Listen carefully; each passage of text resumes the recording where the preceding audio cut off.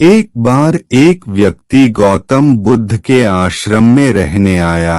आश्रम की शांति में 2 दिन बीत जाने के बाद वह बुद्ध के पास जाता है और कहता है, बुद्ध, मेरे मन में कुछ प्रश्न उठ रहे हैं। मैं उनका उत्तर जानने के लिए यहाँ आया हूँ। बुद्ध ने कहा, पूछो, आपका प्रश्न क्या है? उस आदमी ने कहा, बुद्ध, मैं अपने जीवन से बिल्कुल भी खुश नहीं हूँ।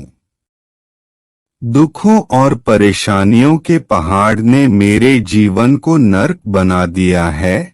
मेरे जीवन में कुछ भी ठीक नहीं चल रहा है। मैं जानना चाहता हूँ कि मेरे साथ यह सब क्यों हो रहा है। मैं इतना बदकिस्मत क्यों हूँ? बुद्ध ने कहा, सबसे पहले तुम मुझे बताओ कि इसका कारण क्या है। आपके दुख के लिए वे कौन सी बातें हैं जिनके कारण आप इतने परेशान और चिंतित हो गए? बुद्ध के प्रश्न पर कुछ देर सोचने के बाद उस व्यक्ति ने कहा, यह कैसा प्रश्न है? मैंने आपसे एक प्रश्न पूछा और आप उत्तर देने के बजाय पूछ रहे हैं। बुद्ध उस व्यक्ति की बात सुनकर मुस्कुराए, यदि तुम अपने दुख का कारण नहीं जानते हो तो तुम मुझसे यह उम्मीद कैसे कर सकते हो कि मैं तुम्हारे दुख का कारण जान पाऊंगा? व्यक्ति ने कहा, बुद्ध, लेकिन लोग कहते हैं कि आप भगवान हैं, आप सब कुछ जानते हैं, आप लोगों के मन को पढ़ते हैं। तब आपको मेरे दुख का कारण पता चल जाएगा। बुद्ध हल्के से मुस्कुराए और गंभीर स्वर में बोले, तुम यह सोचकर गलती कर रहे हो कि कोई आएगा और तुम्हें तुम्हारी सभी समस्याओं से बाहर निकाल देगा, लेकिन ऐसा कभी नहीं होगा। केवल तुम ही हो जो तुम्हें तुम्हारी परेशानियों से बचा सकते हो। महसूस करें कि आपने आत्मज्ञान प्राप्त कर लिया है तो आप अपनी समस्या का समाधान कर सकते हैं। मैं भी आपके जैसा हूँ, फर्क सिर्फ इतना है कि सब कुछ साफ है। जिस दिन आपके जीवन की सभी समस्याएं दूर हो जाएंगी, उसी दिन से आपकी भी समस्या के लिए बुद्ध के पास जाने की जरूरत नहीं पड़ेगी। बुद्ध ने उस व्यक्ति से पूछा, क्या तुमने कभी किसी फूल को ध्यान से देखा है? यह सुनकर वह व्यक्ति आश्चर्यचकित हो गया और बोला, बुद्ध, फूल तो एक साधारण सी चीज है, इसे तो सभी ने देखा है।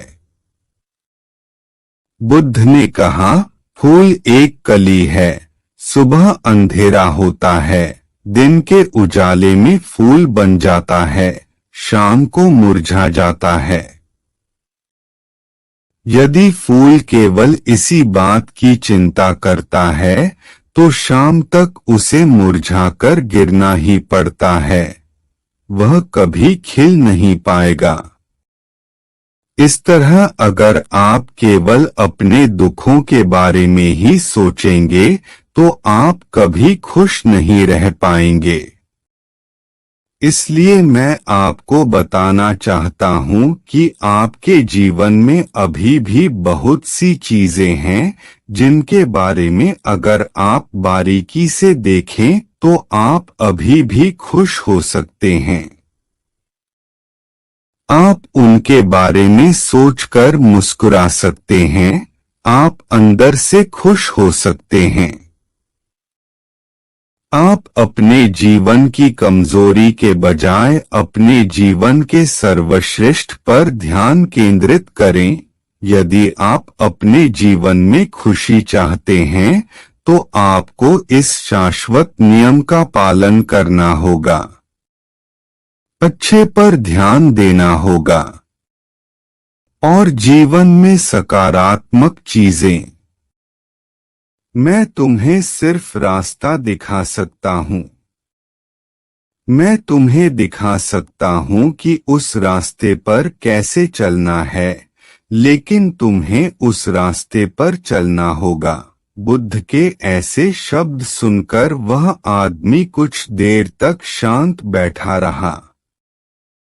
फिर उसने कुछ सोचा और कहा, लेकिन बुद्ध, मैं चलता हूँ, एक बात समझ नहीं आ रही, क्या मेरा पूरा जीवन एक ही तरीके से हल हो सकता है?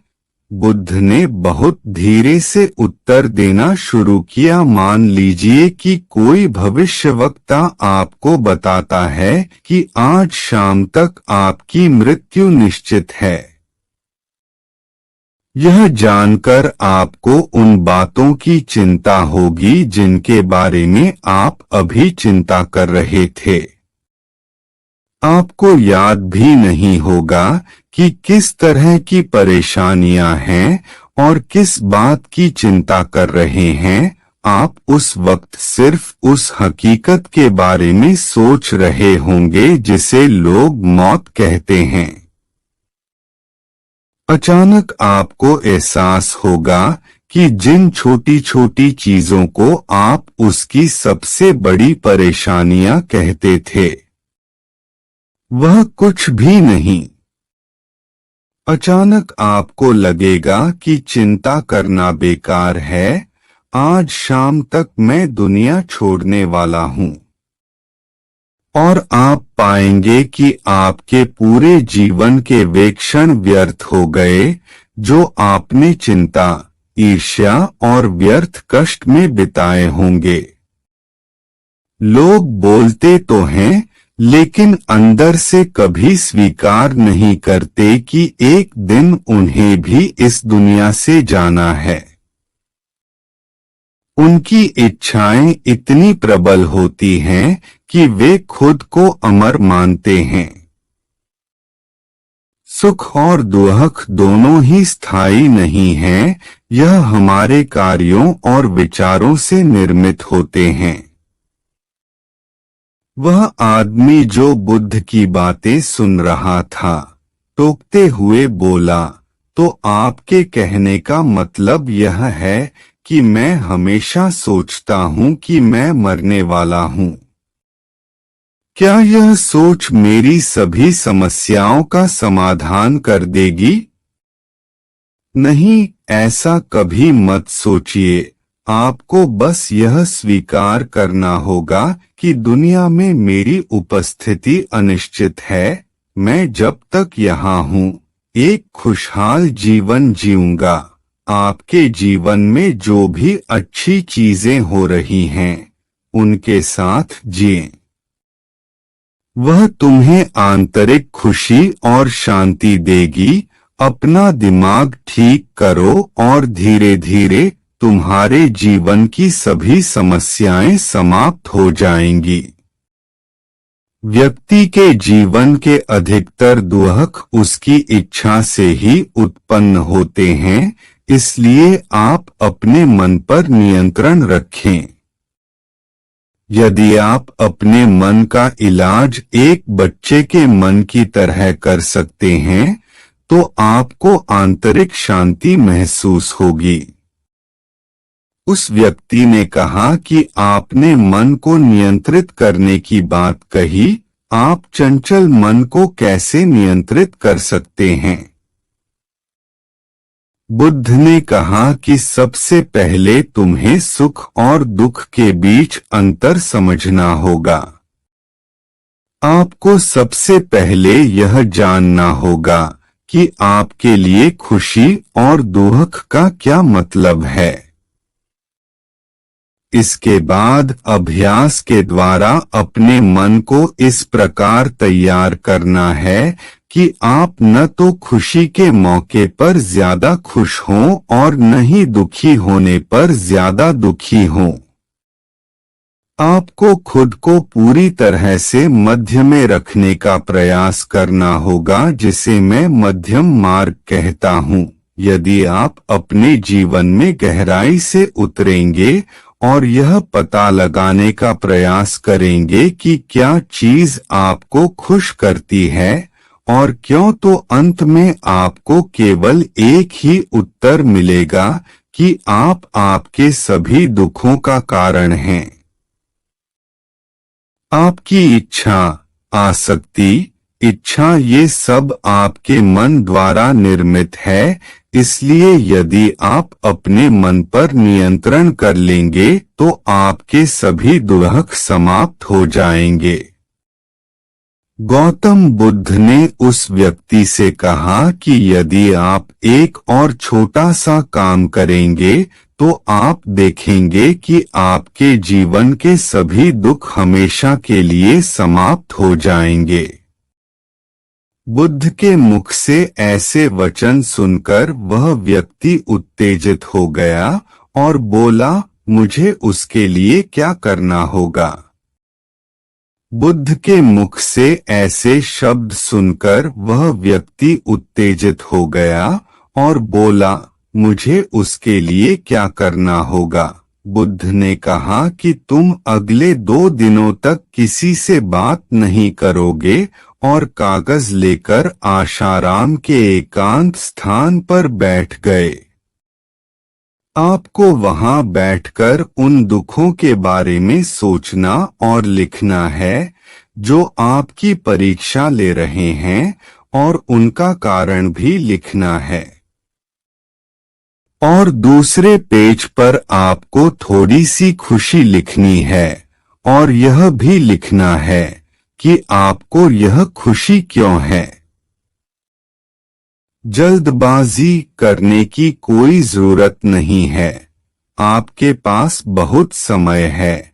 आप आराम से सोच सकते हैं। जाओ और सोचो और आराम से लिखो। उस आदमी ने बुद्ध को प्रणाम किया और आश्रम के कोने में बैठ गया। 2 दिन बाद वह कुछ लेकर बुद्ध के पास वापस आया। उसके हाथ में कागजात थे। उसे देखकर बुद्ध ने कहा, सबसे पहले तुम कागज से अपना दुख पढ़कर सुनाओ। व्यक्ति ने सबसे पहले अखबार पढ़ना शुरू किया। मेरे परिवार के सदस्य अमीर हैं, लेकिन मैं गरीब हूँ और काम करता हूँ। मैं अपने काम में अमीर नहीं हूँ और मैं अपने काम में सहज हूँ और मेरी तुलना दूसरों से की जाती है। व्यक्ति ने आगे पढ़ना शुरू किया। दूसरा, मेरे पड़ोस में बहुत से लोगों ने बचत की है, लेकिन मेरे पास बचत के नाम पर कुछ भी नहीं है। इसका पहला कारण यह है कि मैं काम कम जानता हूँ, लेकिन खर्च बहुत करता हूँ।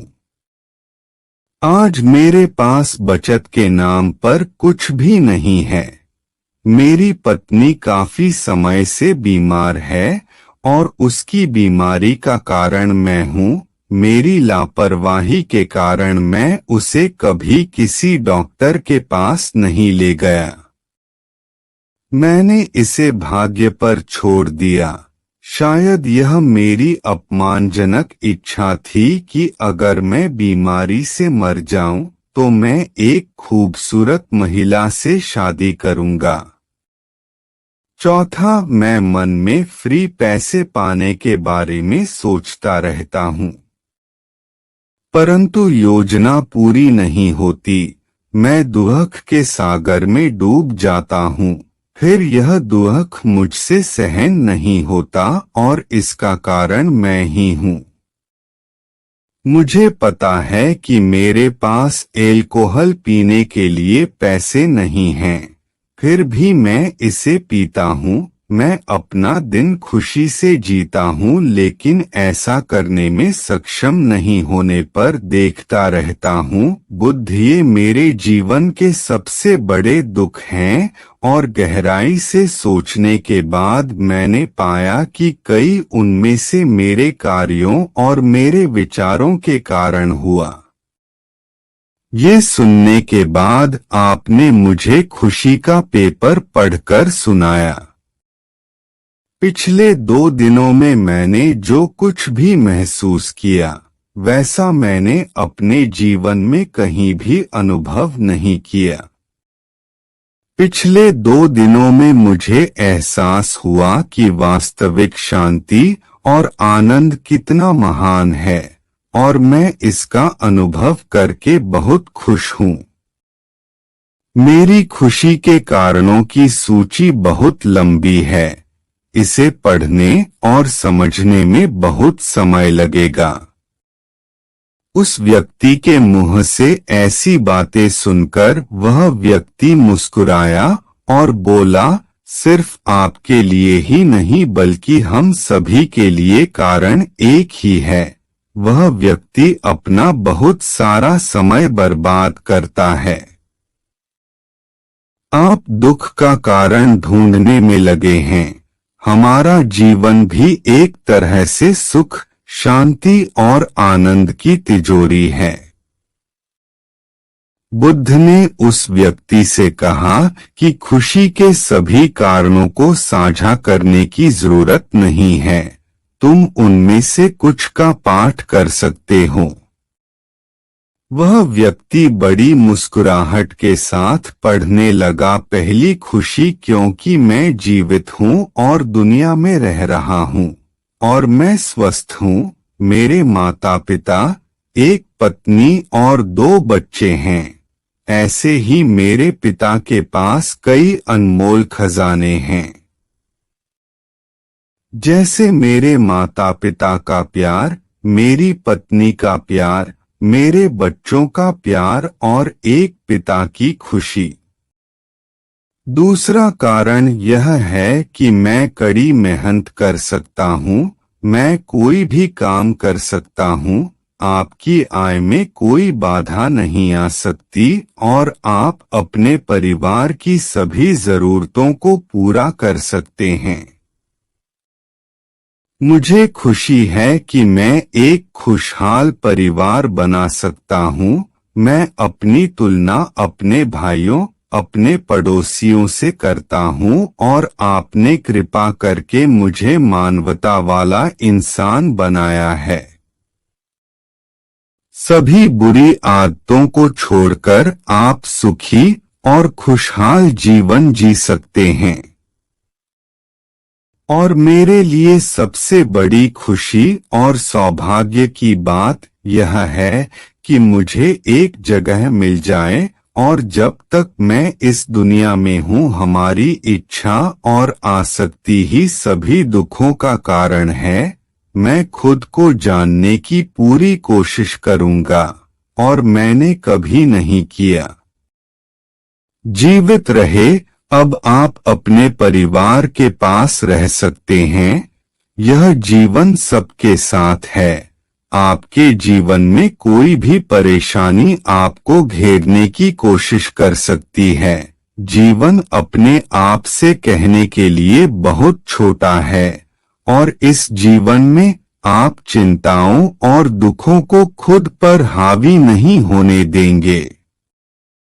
शांति से बैठकर उस दुख का कारण जानने का प्रयास करें और यदि मिल जाए तो उसे नष्ट कर दें।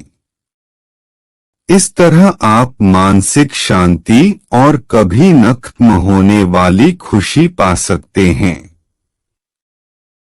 दोस्तों, आशा करता हूँ कि आपको इस कहानी से बहुत कुछ सीखने को मिला होगा। इस कहानी में बस इतना ही मिलते हैं। अगली कहानी में जब तक अपना ख्याल रखिएगा। धन्यवाद।